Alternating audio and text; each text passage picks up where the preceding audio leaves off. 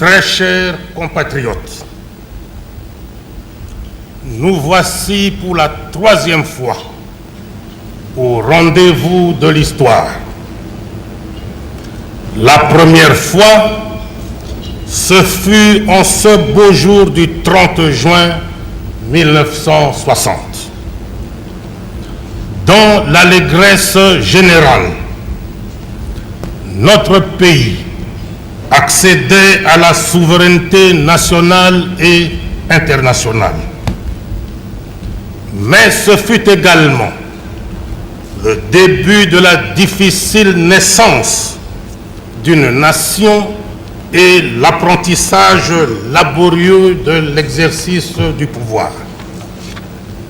La seconde fois, le 24 novembre 1965, l'anarchie s'installait partout dans le pays. Lentement mais sûrement, les luttes fratricides accablaient notre peuple. Devant le chaos et la division qui menaçaient d'éclatement les fondements même de l'État,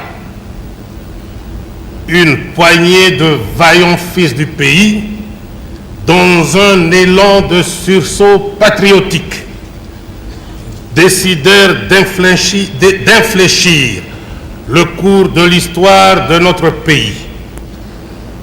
Aujourd'hui, 24 avril 1990, enfin,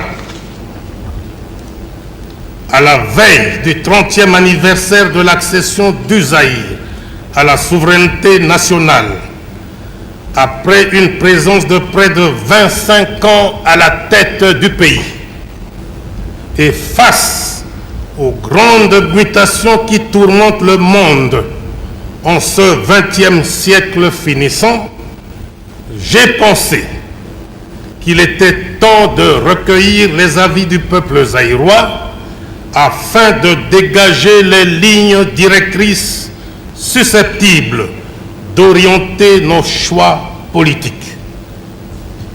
Ainsi, le 14 janvier 1990, à l'occasion de l'échange des vœux de Nouvel An, j'avais annoncé à mon peuple ma volonté d'organiser un large débat national sur le fonctionnement des institutions politiques de la Deuxième République.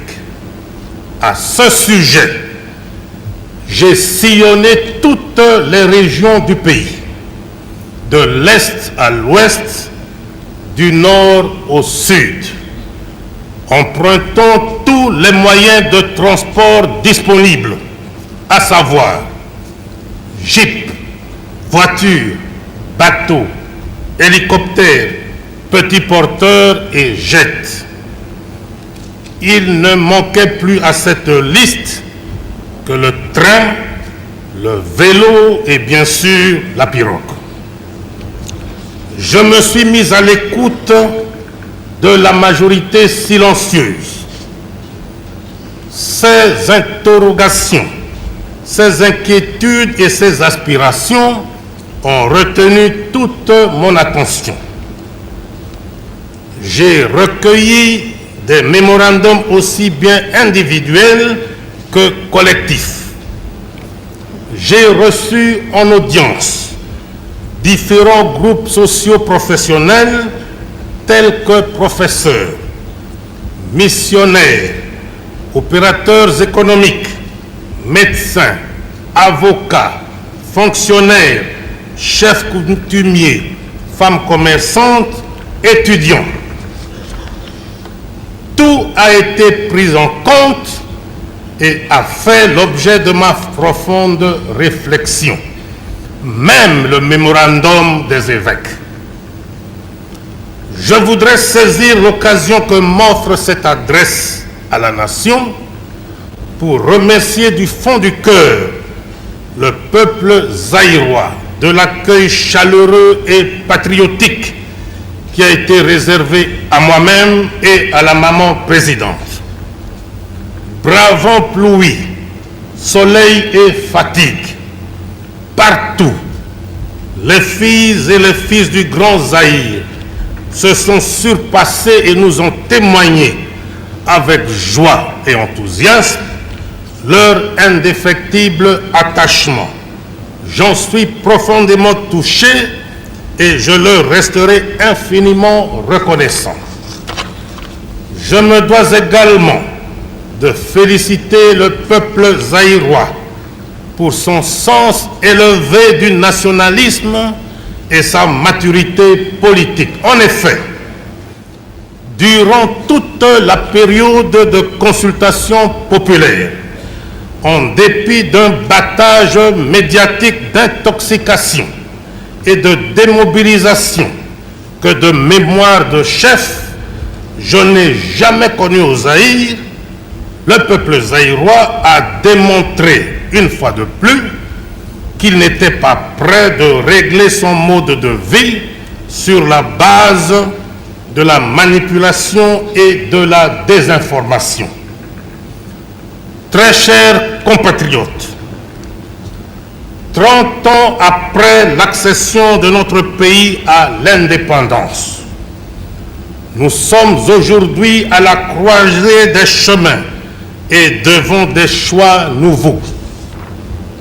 À l'analyse de tous les mémorandums qui m'ont été adressés, j'ai été surpris de constater que le peuple à qui j'avais demandé de se prononcer seulement sur le fonctionnement des institutions politiques a plutôt axé l'essentiel de cette doléance sur les difficultés qu'il éprouve dans sa vie quotidienne. Ainsi, au plan social, on pourrait retenir notamment la dégradation des infrastructures sociales, hôpitaux, écoles, universités, édifices publics.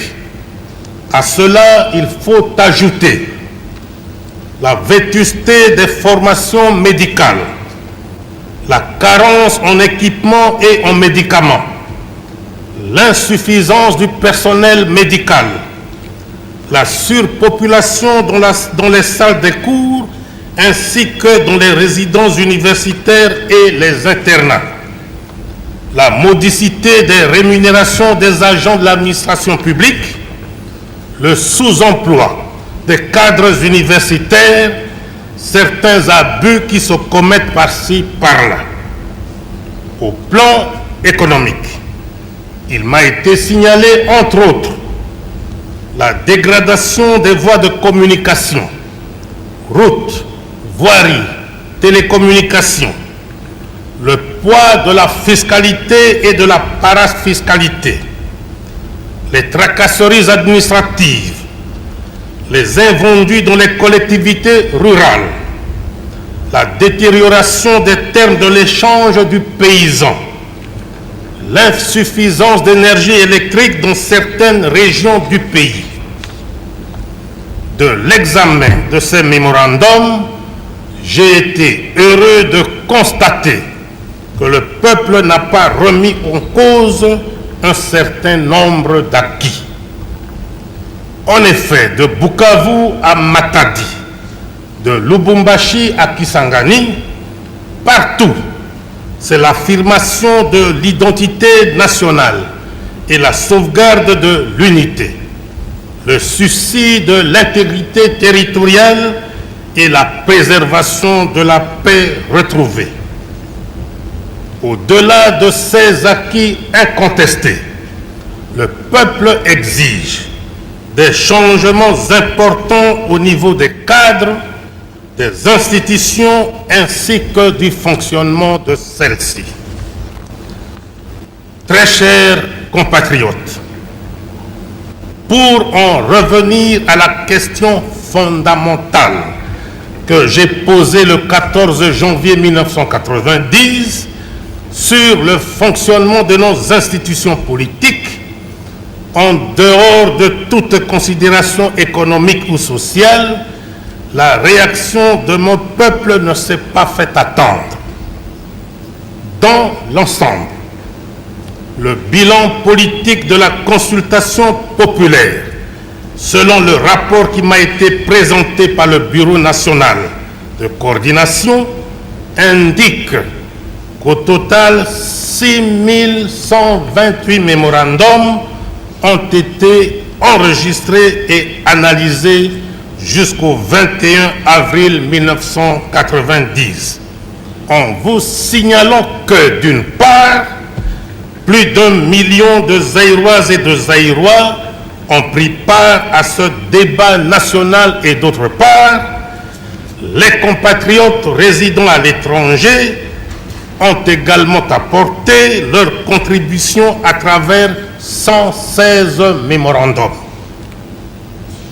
Sur les 6128 mémorandums reçus, 5310, soit 87%, ont proposé des réformes en profondeur au sein du mouvement populaire de la Révolution. Cependant, deux tendances se sont dessinées clairement. La première estime que le MPR doit demeurer le parti unique, mais certains de ses organes doivent disparaître. Il s'agit principalement du comité central, du bureau politique et du conseil consultatif permanent pour le développement. La même tendance estime également que le secrétariat général et les branches spécialisées du MPR doivent être dissous. La deuxième se prononce pour la réduction sensible des organes et des effectifs des hommes qui les composent. Cette tendance a également suggéré que le mouvement populaire de la Révolution, à tous les niveaux, fasse appel à des hommes nouveaux.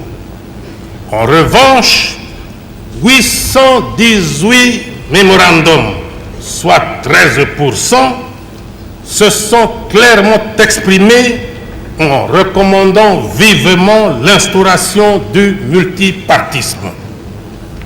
Outre le choix porté sur le maintien du monopartisme ou sur l'instauration du multipartisme, l'analyse des mémorandums a également permis de déceler d'autres préoccupations du peuple que voici. 1. La réhabilitation des trois pouvoirs traditionnels, à savoir le législatif, l'exécutif et le judiciaire. 2. Le renforcement des pouvoirs de contrôle du Conseil législatif et de tous les organes délibérants. 3. La responsabilisation de l'exécutif, tant au niveau central que régional, devant les organes délibérants. 4.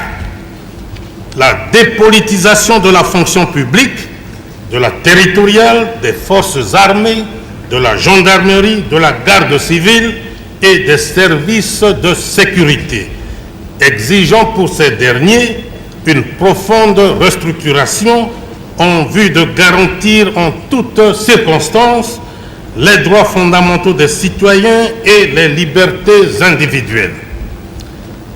Très chers compatriotes, après avoir mûrement réfléchi et contrairement à mon engagement de suivre l'opinion de la majorité, j'ai estimé, seul devant ma conscience, devoir aller au-delà des vœux exprimés par la majorité du grand peuple du Zaïre. Aussi, j'ai décidé de tenter de nouveau l'expérience du pluralisme politique dans notre pays en optant pour un système de 3 partis politiques, en ce compris le mouvement populaire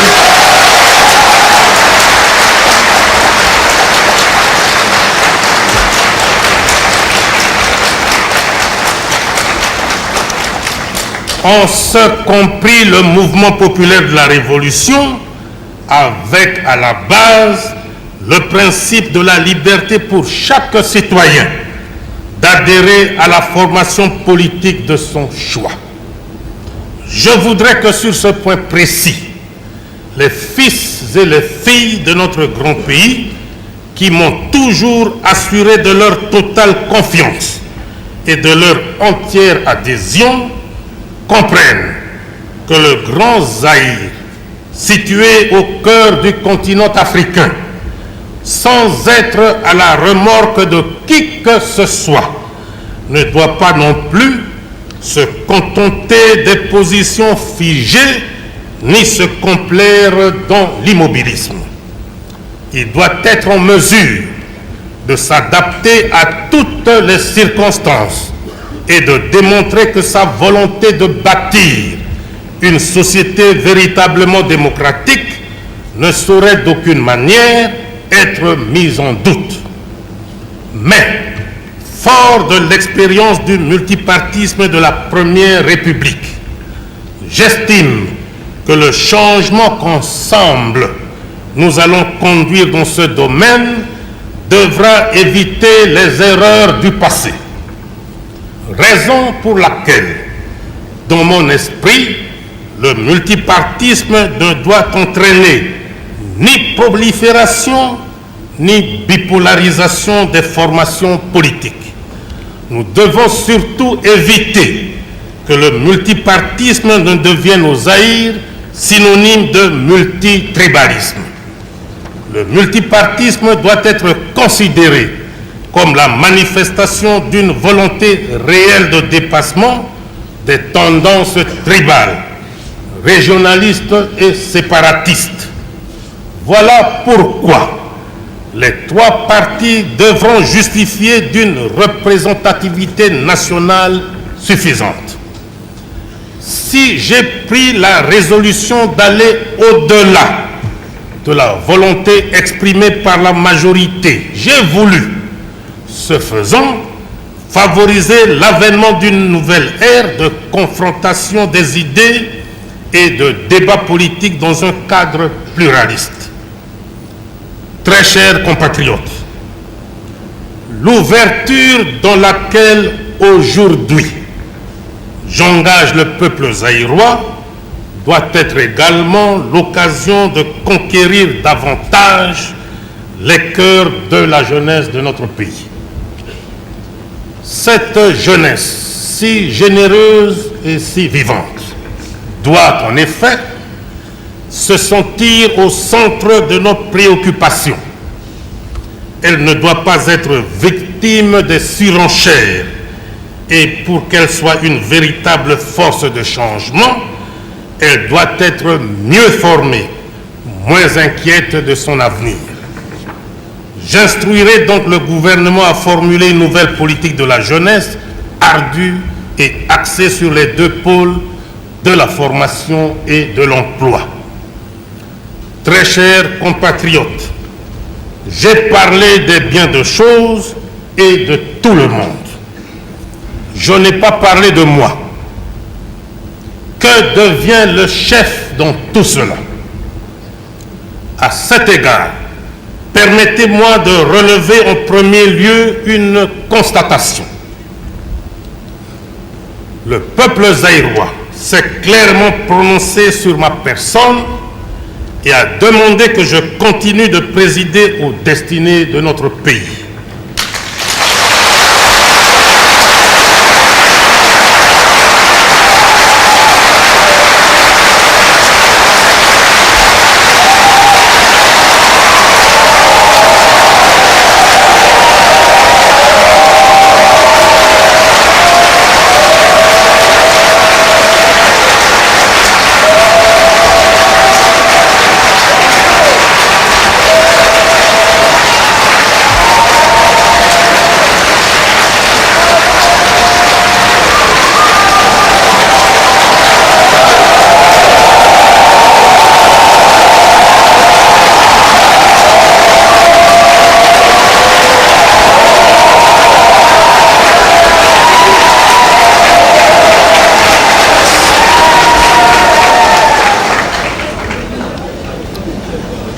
Je voudrais remercier mon peuple pour cette expression incontestable de confiance renouvelée.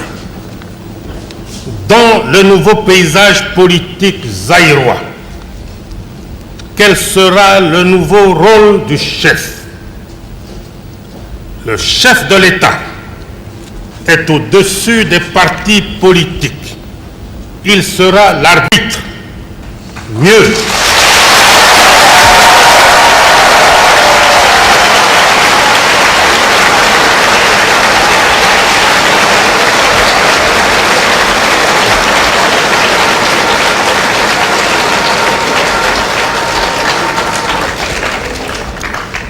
il sera l'arbitre, mieux, l'ultime recours. Avec la révision constitutionnelle, le chef cesse d'être le chef de l'exécutif. De ce fait,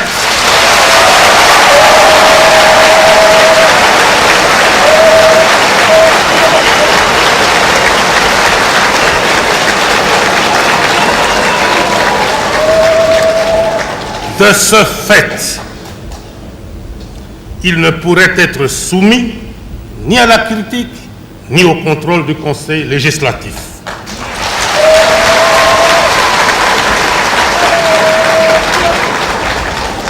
Il demeure le garant de l'indépendance nationale, de l'intégrité territoriale et constitue le dernier rempart de la nation.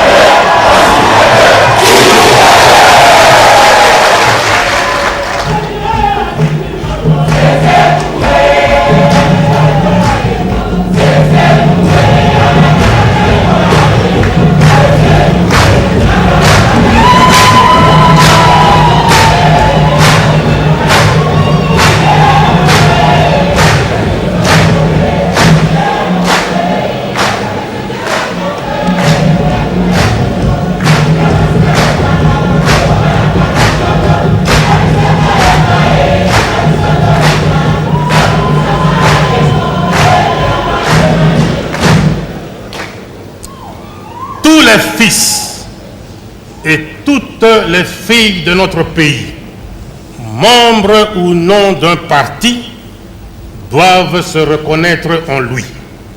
Et quoi qu'il arrive, en sa qualité de chef, se situant au-dessus de la mêlée, il s'engage à demeurer le dénominateur commun, c'est-à-dire le rassembleur, le pacificateur et l'unificateur.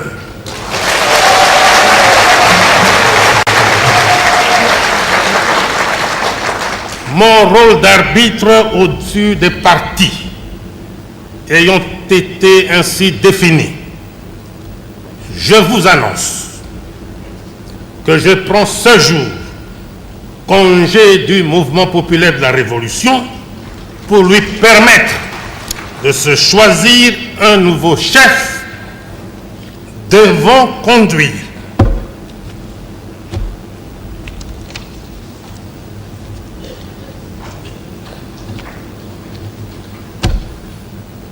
Comprenez mon émotion.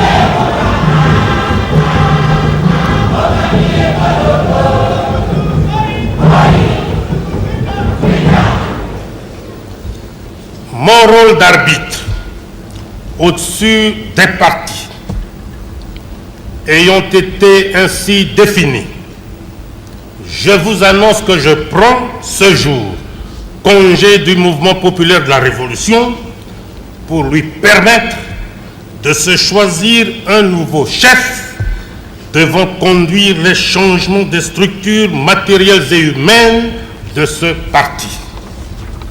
Très chers compatriotes, j'ai un dernier mot sur certains aspects qui pourraient paraître secondaires et qui concernent la démarche et les usages politiques que nous avons créés et vécus ensemble.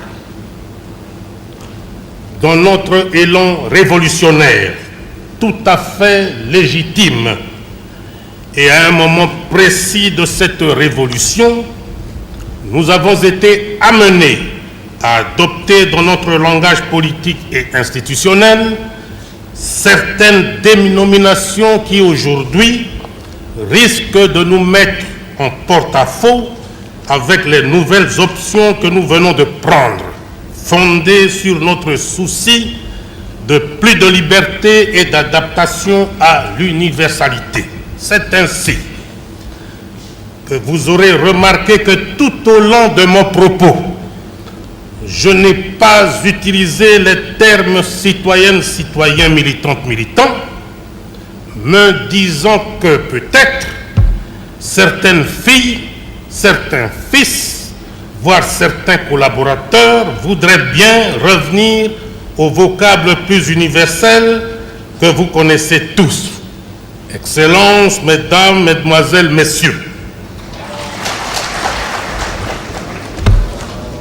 À dater de ce jour, les choses étant ce qu'elles sont, c'est-à-dire telles que je les ai clairement définies, je dois vous dire que je ne me sentirai en rien gêné d'appeler le premier commissaire d'État et le commissaire d'État, premier ministre et ministre, le Conseil législatif et les commissaires du peuple, l'Assemblée nationale et les honorables députés.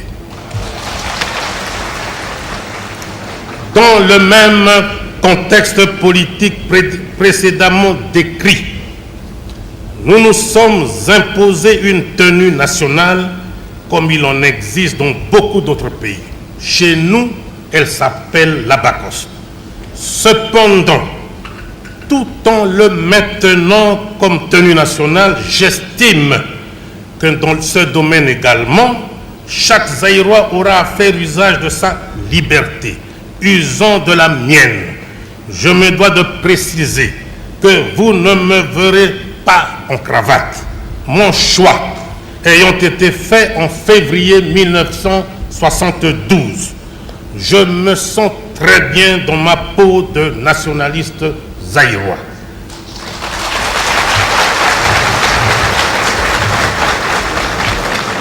Très chers compatriotes, toutes ces réformes, vu leur ampleur, requièrent une période de transition nécessaire et suffisante, surtout pour permettre aux nouvelles formations politiques de se structurer et de s'installer sur l'ensemble de notre territoire, ainsi qu'au mouvement populaire de la Révolution, de se restructurer au regard du nouveau paysage politique. Étant donné que tous les organes délibérants ont reçu avec une belle unanimité le satisfecit du peuple, qui du reste a demandé que leur pouvoir de contrôle soit renforcé, j'ai estimé, suivant en cela la volonté librement exprimée par le peuple zaïrois, que ces organes délibérants, c'est-à-dire le Conseil législatif, les assemblées régionales, les comités populaires des zones et les conseils de collectivité restent en place jusqu'aux élections prochaines.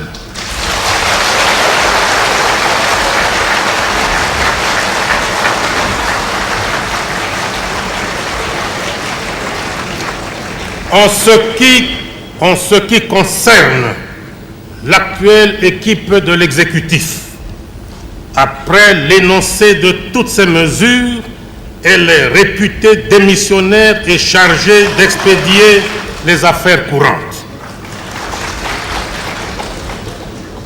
Dans les tout prochains jours, sera connu le nom du premier commissaire d'État ou du premier ministre, si vous voulez, avec le nouveau chef du gouvernement, des consultations seront engagées pour la constitution de l'équipe de transition qui aura principalement pour mission l'exécution d'un programme d'urgence visant à répondre aux attentes de la population dans le domaine économique et social.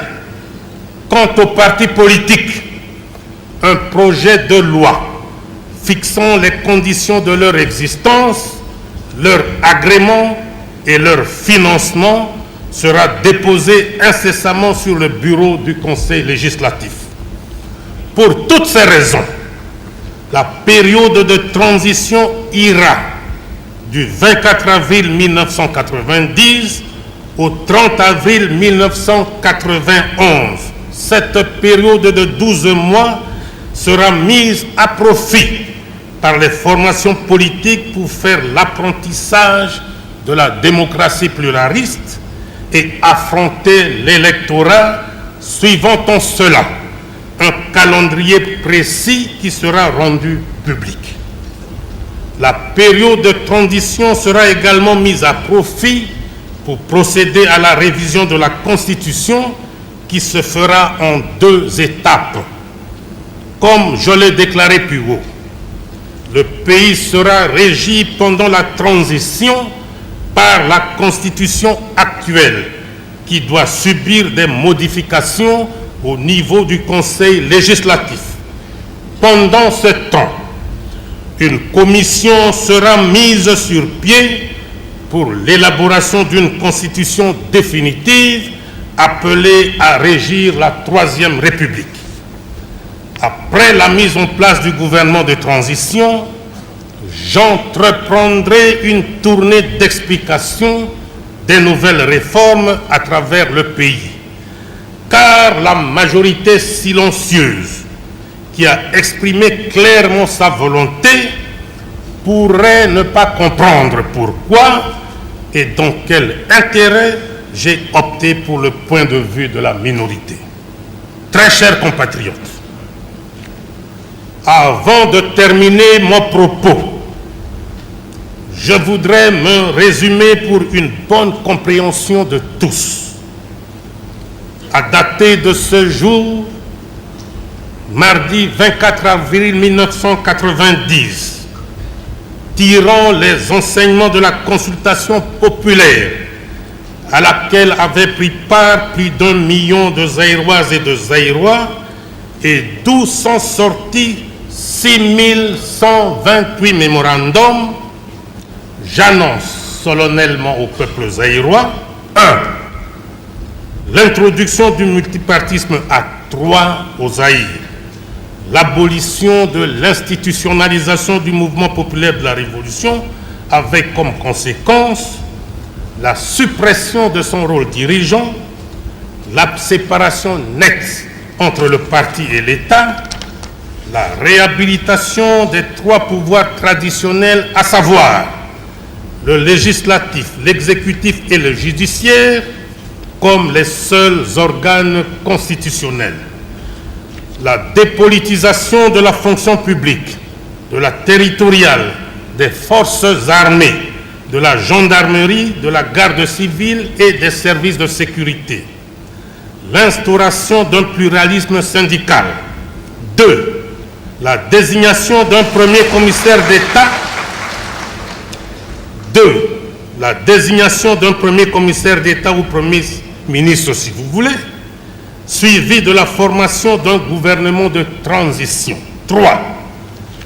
La révision de l'actuelle Constitution en vue de l'adapter à la période de transition qui s'instaure. 4.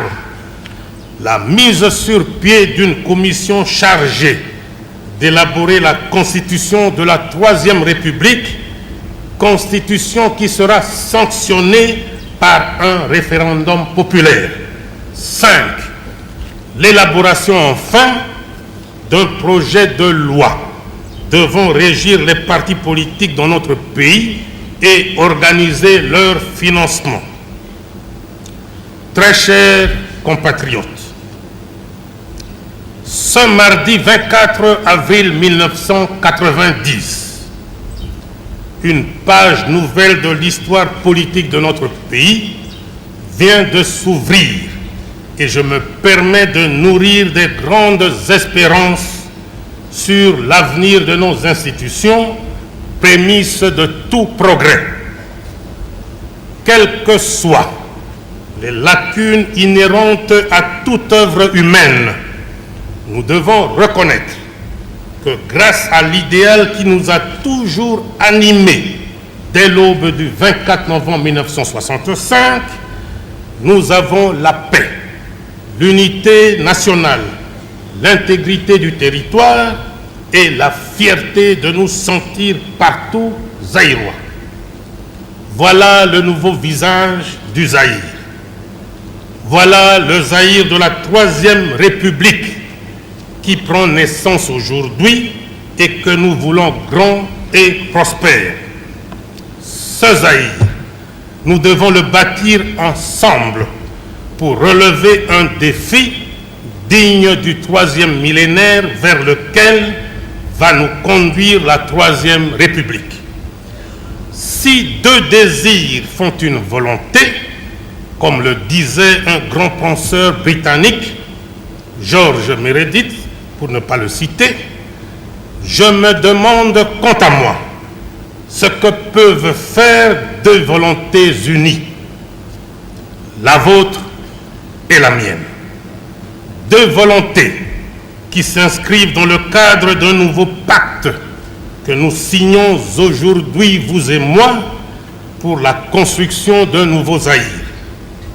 Un nouveau Zaïre, dis-je, sûr de lui, fort du grand génie créateur de son peuple, conscient de sa place au cœur de l'Afrique, capable désormais d'affronter avec foi et sérénité, assurance et dignité les défis de l'an 2000.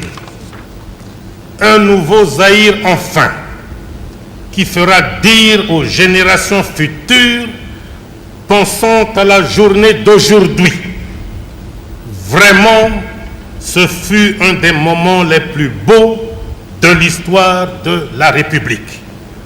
Vive le Zaïre, vive la Troisième République, vive le renouveau. Je vous remercie.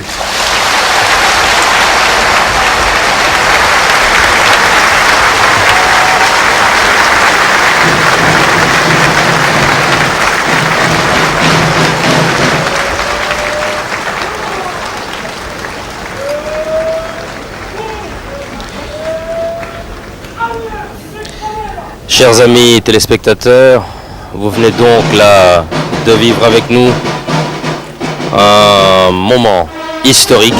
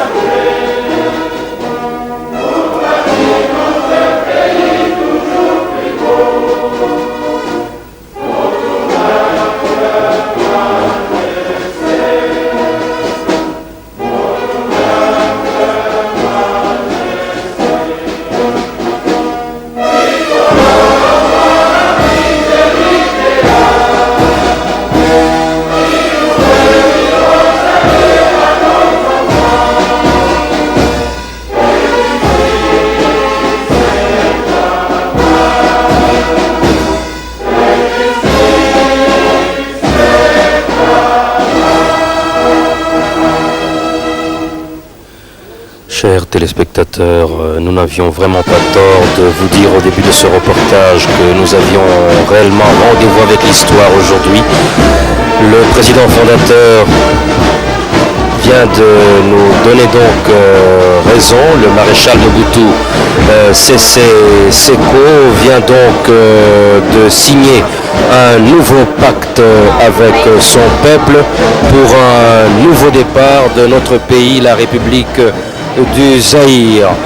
Aujourd'hui, 24 avril 1990, salue donc le renouveau dans notre pays.